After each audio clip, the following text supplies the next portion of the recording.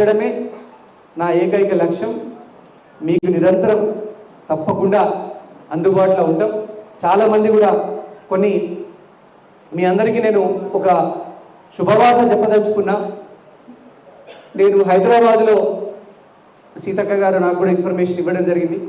చాలా మన ముఖ్యమంత్రి సహాయ నిధికి అప్లై చేసినటువంటి కొన్ని చెక్కులు కూడా సీతక్క గారి దగ్గరికి రావడం జరిగిందట. తప్పకుండా నేను వెళ్ళి వారి దగ్గరికి కలిసి నేను తీసుకొస్తా. మరి ఎన్ని చెక్కులు వచ్చినాయో అందరూ అంటున్నారు, ఒక దాదాపు ఒక 25కి పైగా చెక్కులు వచ్చినాయని. వాటన్నింటినీ కూడా సీఎం రిలీఫ్ ఫండ్ కింద వచ్చిన చెక్కులన్నింటినీ కూడా తప్పకుండా మనం అప్లై చేసినవి, మనం ఫాలో అప్ చేసినవి అవన్నీ కూడా తప్పకుండా లబ్ధిదారులకు అందజేద్దాం. అలాగే ఇందిరమ్మ ఇల్లు కూడా, ఇందిరమ్మ కమిటీలు కూడా ఫార్మేషన్ కావడం జరిగింది. దయచేసి అందరూ అలర్ట్గా ఉండండి. చిన్న చిన్న నెగిటివ్ వార్తలు ఎవరు పట్టించుకోవద్దు.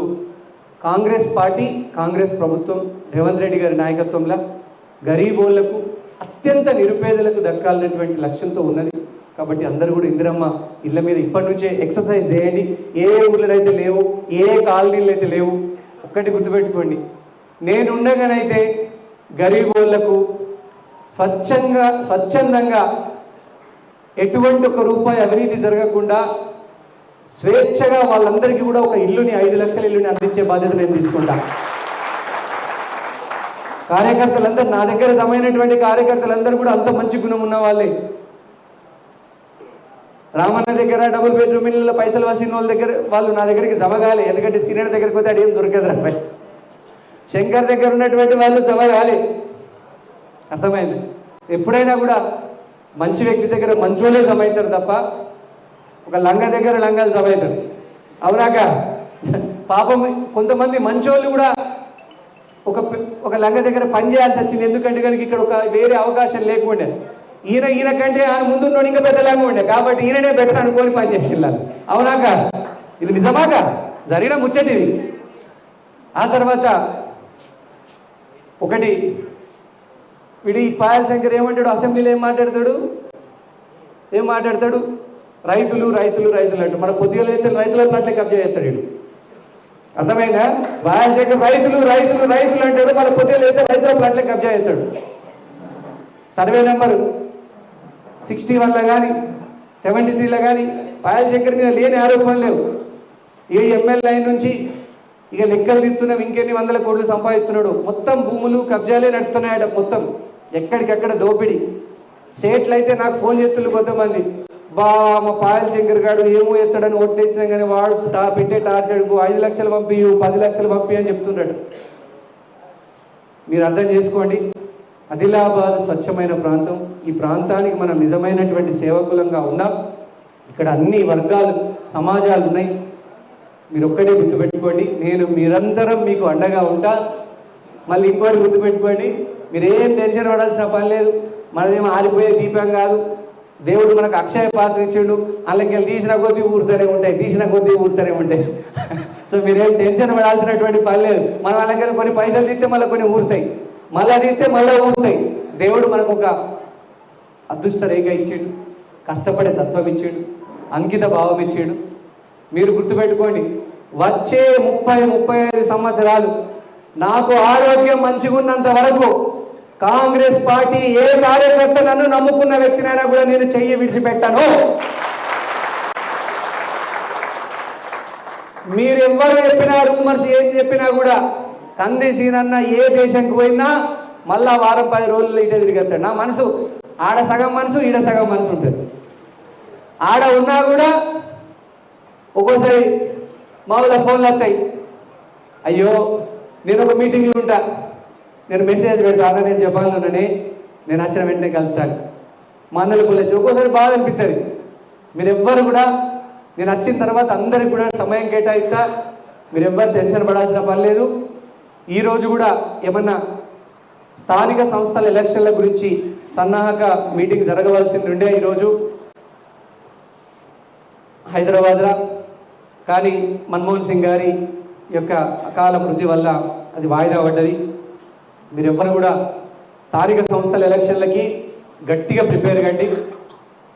బాగా మీ అందరూ గట్టిగా మున్సిపల్ ఎలక్షన్లు కానీ జడ్పీ ఎలక్షన్లు జడ్పీటీసీ స్థానిక సంస్థల సర్పంచ్ ఎలక్షన్లు అన్నింటిలో గట్టిగా పోరాటం చేయాలా, క్యాడర్ నిర్మాణం జరగాల. మీరెవ్వరు కూడా ఆధారపడాల్సినటువంటి పని లేదు. ఒక్కటి గుర్తుపెట్టుకోండి, రేవంత్ అన్న దగ్గర, వేం నరేందర్ రెడ్డి అన్న దగ్గర, మహేష్ అన్న దగ్గర ఎక్కడెక్కడ కార్యక్రమాలు జరుగుతున్నాయి, ఎక్కడెక్కడ సేవ జరుగుతుంది, ఎక్కడెక్కడ బూత్ స్థాయిలో కాంగ్రెస్ పార్టీ ప్రతిష్టంగా ఉందని ప్రతి లెక్కలు ఉన్నాయి. మీరు ఏమి ఆశ్చర్యపోనక్కర్లేదు. బ్రహ్మాండంగా ఎక్కడ స్థానికంగా బలోపేతంగా ఉన్నది పార్టీ, ఎక్కడైతే క్యాడర్ నిర్మాణం జరుగుతుంది, ఎక్కడైతే మీరు ఎప్పుడు కూడా నేనేమని చెప్తా గుర్తుపెట్టుకోండి, ఎన్నో ఆటుపోట్లని ఎదుర్కొన్నటువంటి పార్టీ కాంగ్రెస్ పార్టీ. కాబట్టి కాంగ్రెస్ పార్టీ ఫీనిక్స్ పక్షి లాంటిది. ఫీనిక్స్ పక్షి అంటే తెలుసు, బూడిద నుంచి కూడా లేచి నిలబడుతుంది. మీరెవ్వరు కూడా ఆధారపడాల్సిన పని లేదు. 10 సంవత్సరాలు మన కాంగ్రెస్ పార్టీయే అధికారంలో ఉంటుంది. కాంగ్రెస్ పార్టీ నమ్ముకున్న వాళ్ళందరూ కూడా మేలు చేస్తుంది. కొన్ని చిన్న చిన్న పదవులలో ఉన్న 2 పదవులలో వందలాది మంది ఆశావాహులు ఉండవచ్చు. అందరి పేర్లు మనం సూచించినా కూడా ఇన్ఛార్జ్ మంత్రివర్యులు కానీ వారి నిర్ణయం ఏ ఒక్క ఇద్దరికి అవకాశం ఇవ్వవచ్చు. కాబట్టి అవకాశాలు రాని వాళ్ళకి ఇంకా పార్టీ పదవులల్లో ఎట్లా అకామిడేట్ చేయడము, స్థానిక సంస్థల ఎలక్షన్లల్లో, మున్సిపల్ ఎలక్షన్లలో, ఎంపీటీసీ జడ్పీటీసీ స్థానిక సంస్థల ఎలక్షన్లలో ఎట్లా అకామిడేషన్ చేయొచ్చు అనేది ఆలోచన చేస్తూ ఉన్నాం. సో ఎవ్వరు కూడా అధైర్యపడాల్సినటువంటి పని లేదు, మీరు టెన్షన్ పడాల్సినటువంటి పని లేదు. ఇది కాంగ్రెస్ పార్టీ. మనకు బలమైనటువంటి రేవంత్ రెడ్డి గారి నాయకత్వం ఉన్నది, మహేష్ కుమార్ గౌడ్ గారి నాయకత్వము, మన ఇన్ఛార్జ్ మంత్రివర్యులు సీతక్క గారి నాయకత్వం ఉన్నది. అట్లాగే కేంద్రంలో రాహుల్ గాంధీ గారు ఇప్పుడు ఒక సంచలనం, ప్రియాంక గాంధీ గారు 5 లక్షల మెజార్టీ, 4 లక్షల చిల్లర మెజార్టీతో గెలిచి ప్రియాంక గాంధీ గారు ఒక బ్యాగ్ వేసుకొని పార్లమెంట్కి వెళ్తే అదొక చర్చ, అవునా కాదు? ఆమె బ్యాగ్ మీద రాసింది దేశం మొత్తం చదువుతున్నది. బ్యాగ్ మీద ఏం రాసింది? పాలస్తీనా ప్రజలకు జరుగుతున్నటువంటి అన్యాయాల్ని మనం ఖండించాలా అని ఆమె చెప్పగానే ఒక మెసేజ్ చెప్తున్నది. ప్రియాంక గాంధీ గారు మోడీ అదానీ బాయ్ బాయ్, మోడీ ప్రధాని అదానీ బాయ్ బాయ్ అని ఒక చిన్న బ్యాగ్ మీద రాసింది, అదొక పెద్ద సంచలనం అవుతున్నది. సో ఇట్లా కూడా చేయొచ్చా? మా అక్క చెల్లెమ్మలు బ్యాగులు వేసుకొని తిరుగుతారు పాపం. మన అక్కలు చెల్లెమ్మలు అమ్మలు బ్యాగ్ వేసుకొని తిరుగుతారు. ఆ బ్యాగ్ మీద కూడా ఒక చిన్న మెసేజ్ పెడితే అది ఇన్ని కోట్లాది మందికి ఇన్స్పైర్ కలుగుతుందా అని మన ప్రియాంక గాంధీ గారు ఆల్రెడీ ఒక గొప్ప బొబ్బుల్లాగా ఆడ పులిలాగా వారు పోరాడుతూ ఉన్నారు పార్లమెంట్లో. సో ఇప్పుడు ఇంతవరకు రాహుల్ గాంధీ గారు ఒక్కరు పోరాడిండు, ఇప్పుడు మనకి ఇంకొక పులి వచ్చింది ప్రియాంక గాంధీ గారు. పార్లమెంట్లో గట్టిగా నిగ్గదీసి అడగడానికి రాజీవ్ గాంధీ గారి బిడ్డ వచ్చింది ప్రియాంక గాంధీ గారు. సో కాంగ్రెస్ పార్టీ గణనీయమైనటువంటి భవిష్యత్తు ఉన్నటువంటి పార్టీ. ఎవ్వరూ అధైర్యపడాల్సినటువంటి అవసరం లేదు. అందరికీ కూడా కాంగ్రెస్ పార్టీ ఆదుకుంటుంది, అందరికీ న్యాయం జరుగుతుంది.